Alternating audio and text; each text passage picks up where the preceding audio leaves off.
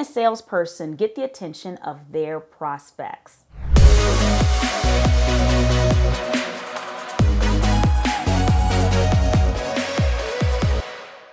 By the end of this video, you're going to walk away with tactics for immediately getting more attention from the people that you want to do business with you. First, we're going to start off with one term that you really shouldn't be using, especially when it comes to mentioning yourself. You're going to discover the multiple opportunities available for you to garner attention and gain easy to implement strategy for immediately getting more views, more calls, and more attention from your prospects. You ready to get started?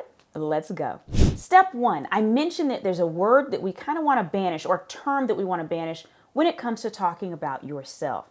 Now, are you a salesperson? Absolutely. In fact, I believe that pretty much all humans are salespeople, whether they're labeled that or not, because we have to sell ourselves for job positions or sell ourselves to get certain opportunities or even for community service opportunities. We're constantly selling ourselves.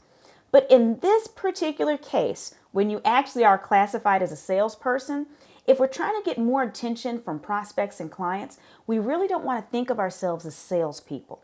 When you think about a salesperson, I don't know about you, but typically most of us go back to those cheesy car salesmen trying to rip you off, or we think back to the 1960s and kind of just this kind of yucky type of energy.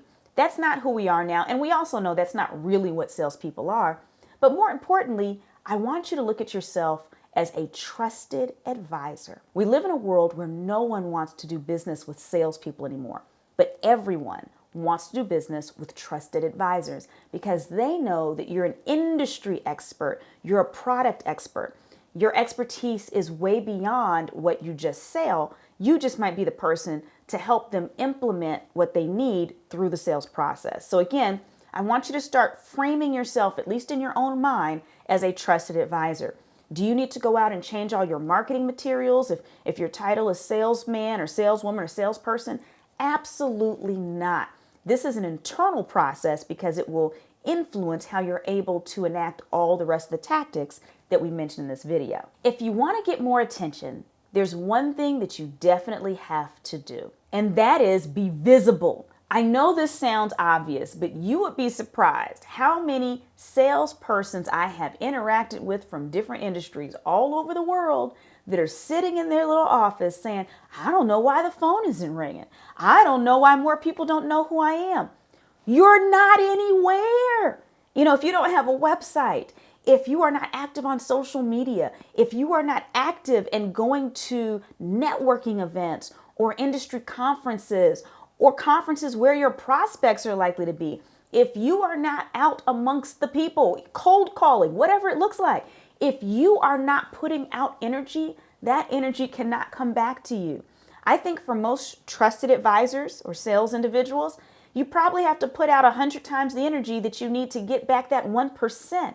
You get a lot more no's than yeses. And what's interesting about sales is those no's are not necessarily rejection of you. Sometimes their budget is not in alignment. Sometimes the person you're speaking to is not actually your target client. It's not bad to get no's, but oftentimes, especially if we're not seasoned in the sales process, we might, again, just kind of lock ourselves up and we don't realize that we're doing other busy work to avoid rejection. But if you want to get noticed, you have to be out there. You have to be seen. Now, how do you have to be seen? You do want to be seen as an industry expert or an expert on the thing that you're selling, not just within your own organization, but as a whole. You need to know your competitors in and out as well. So we want to make sure that we're an expert. We want to make sure that we're being seen. That doesn't mean that we have to be seen in a very loud or braggadocious way. If that's your brand and that's what works for you, that's fine. But for many other people, it's not about I am here and I have my own reality show almost of my life on social media. Again, if you do that and it works for you, I'm not judging, but I want you to know that if that is not how you show up in the world, you don't have to do that. But you do have to be present. You do have to be in the places where those prospects are to get noticed. Otherwise, how will they know you exist? The next step is to develop a plan. What we do not want to do is use the spray and pray method. So I mentioned a moment ago about being available or being seen online or in person, all these different venues. You don't just want to go everywhere. We want to be strategic about this. where are our prospects actually at? And then furthermore, where they're most likely willing to pay attention to us and what space makes sense. Now you want to develop a plan. Are you using paid advertising or are you using organic search online for people to find you? Are you using paid social media ads or are you using your personal profile to build relationships? Are you paying to be a sponsor in an event so you have a few minutes on stage? Or are you developing content so that you can actually speak from the position of expertise? Or are you simply attending the event and just networking and sitting side by side with your prospects? You do have to have a plan, and a plan does not live here. A plan lives on paper, or a plan lives in some type of machine. You need to be able to pull up a plan and review it to see if you're following it. If it's in here, that's not a real plan. That's more guesswork and kind of hopefulness, but that's not how plans work. So start to think about maybe over the next 12 months, if you have a particular goal regarding prospects, what is your plan? How are you going to get noticed? What places are you going to be in so that you get noticed? And then you get a chance to reevaluate that plan, maybe every couple months, maybe every quarter, to figure out, you know what? We need to do a little less ad spend here and spend a little bit more time at these types of events, because these events here, they actually give us a better trade-off. We're actually getting more ROI, more signups, more interest, maybe even more contracts. So don't be afraid to reevaluate your plan at least quarterly to figure out if it needs to shift a little bit. So we're talking about how you get noticed by your prospects as a salesperson. And I have a question for you. Do you have any team members or any peers that also have challenges in this area? If so, take a moment to share this episode with them, because I'm sure it'll be helpful, especially if you have that friend or colleague that sits in their office and wonders why their phone doesn't ring. I'm sure you've already hinted to them what the problem is and they couldn't hear you. That's okay. Just use me. Just forward the video. Let me be the bad guy, and you can come back and say, "Oh, I can't believe she said that, but it might make sense. What do you think?" So use me. It's okay. So now that you have a plan in place, the goal is to add value as they're noticing you. Because for the most part, you probably haven't met too many people where you just see a shiny advertisement of them and think, "Ooh, I want that person to sell my house because they're wearing really expensive clothes and shoes." Or, "Ooh, I like that glowing pool behind them. I feel like they should have my business." That's not how things work. People need to see that you're actually an expert. They want to see your industry experience. So start thinking about, can you write articles? Do you do videos that demonstrate what your expertise is? For instance, like the video you're watching now, where I as a futurist give you tips on all kinds of things that impact the future. How do you add value?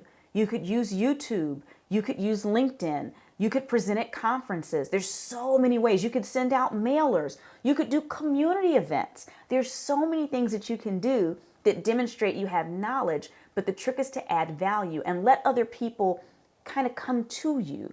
Let them come to you and see, "Oh, this person has information I need. Let me sit at their feet and learn." And so what happens is over time, they learn. And if they're your target market, after a point in time when they're ready to actually convert and actually buy in, you're the person that they trust. They're going to come to you first. And whether you have the offerings they need or refer someone else because maybe they're not your ideal client in the end, they're close but not quite, you can even refer them to someone else. The point is that they're seeing you as a trusted advisor, not just a salesperson. And a salesperson, all they do is try to sell their own wares. A trusted advisor says, "Okay, if it makes sense, I'm going to bring you in here. But if it doesn't, I'm going to put you there or send you this person."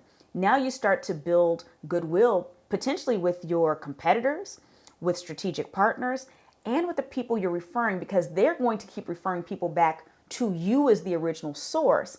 So if they have a peer that needs the same services, they're likely going to say, "Hey, go talk to you," not the person they're buying from, because you are looked at as the industry leader. You are the trusted advisor.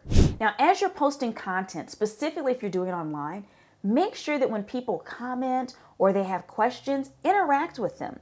If they post something positive, if they're sharing your information a great deal, don't hesitate to send them a handwritten note or some type of small gift if you can figure out their mailing address to say thank you. We don't have to limit our online interactions to just online. We can thank people in the real world with tangible gifts as well. Now, the last piece of advice I have for you, the last tactic, this is another one that might seem kind of obvious, but I think you'd be surprised. That is, if you're going to be out there and you want that attention from your prospects, make sure that your contact information is easy to find. If you're on Facebook, make sure that contact information is there, not just that Facebook email that they assign you so that things pop up in your messenger. Go in there and change that so it's your business email address. LinkedIn, go ahead and add that information in. Add a phone number or an email address, even in the headline area, so that someone who's not connected to you can still see your contact information. Make sure that when people interact with you in any environment, that they can easily access your information. Oftentimes people ask me things like, do you still need printed business cards?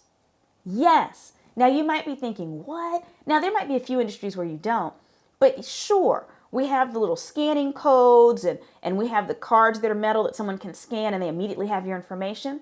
But let me ask you a question. What if you come across someone who would be an incredible client or connector? This is somebody, maybe they're, 100 millionaire, 500 millionaire, maybe even a billionaire. Maybe you're interacting with those types of folks. They may not necessarily leverage technology in the same way we do. Or maybe it's somebody who's been in the industry forever. Maybe they're 80 years old and don't like technology. And that doesn't mean that all 80-year-olds don't use it. That's not what I'm saying. I want to be very clear. Are you going to sit there and embarrass them by making them try to scan and it's not working? Or do you just hand them a physical business card? So again, we want to be accessible to everyone and to make it simple. And while we're out there, out and about in person or online, make sure that you tell people, if you have a question, ask it. I'm here to help. Let me know what I can do to be of service to you. All it does is build goodwill and even more attention on your brand as a trusted advisor. We're talking about how to get more looks and likes and attention as a salesperson. Well, we're obviously looking to the future. We want to make sales in the future. We want to make sure that our book of business is growing in revenue and number. As such, you'll notice in the description of this video, there's a link to download a Future Ready Playbook. This is a playbook that I developed just for those of you like yourself who are concerned about the future and want to be strategic in how you're approaching your professional, business, and even personal goals. So if you haven't already, take a moment, go to the description, click the link, and download yours today.